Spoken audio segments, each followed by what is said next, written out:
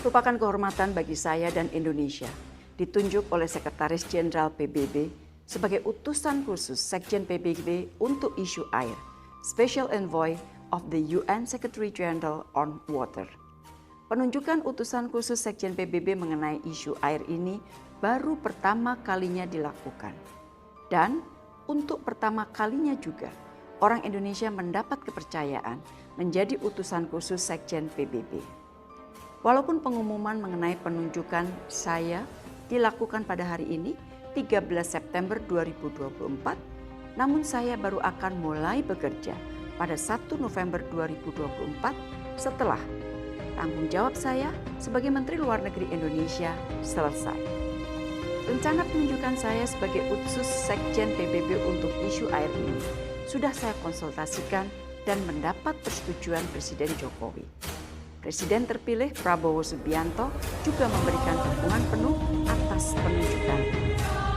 Penunjukan utusan khusus Sekjen PBB untuk isu air dilakukan sebagai implementasi dari mandat yang diberikan UN Water Conference 2020. Beberapa mandat yang diberikan kepada saya antara lain memperkuat kemitraan dan upaya bersama untuk memajukan agenda air atau water agenda, termasuk tindak lanjut hasil Water Conference PBB tahun 2020, meningkatkan kerjasama internasional dan meningkatkan sinergi antara berbagai proses internasional dalam mendorong pencapaian semua tujuan dan target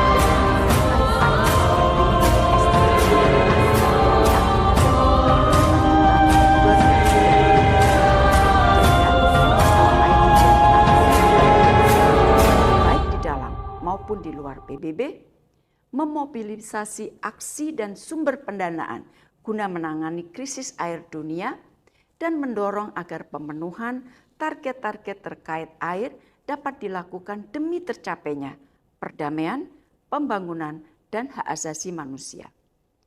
Komitmen negara dunia sangat kritikal, mengingat pentingnya isu air bagi seluruh aspek kehidupan manusia dan bahkan bagi perdamaian dunia. Kerjasama internasional diperlukan. Pendekatan no one left behind penting dikedepankan.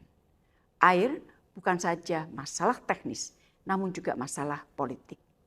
Kegagalan menangani masalah air dan sanitasi tidak saja akan melemahkan 3 aspek pembangunan berkelanjutan, yaitu society atau masyarakat, ekonomi, environment atau lingkungan hidup, namun juga akan berpengaruh terhadap hak asasi manusia, perdamaian, dan keamanan. Data menunjukkan bahwa 2,1 miliar orang tidak memiliki akses ke layanan air minum yang dikelola secara aman. 4,5 miliar orang tidak memiliki akses ke layanan sanitasi yang dikelola dengan aman. Kelangkaan air sudah mempengaruhi 4 dari setiap 10 orang. 90% dari semua bencana alam terkait dengan isu air.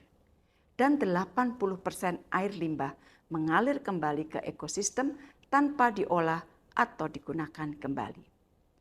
Tentunya pengalaman saya sebagai diplomat hampir 40 tahun dan sebagai Menteri Luar Negeri selama 10 tahun akan saya gunakan semaksimal mungkin untuk menjalankan tugas sebagai utusan khusus Sekjen PBB ini.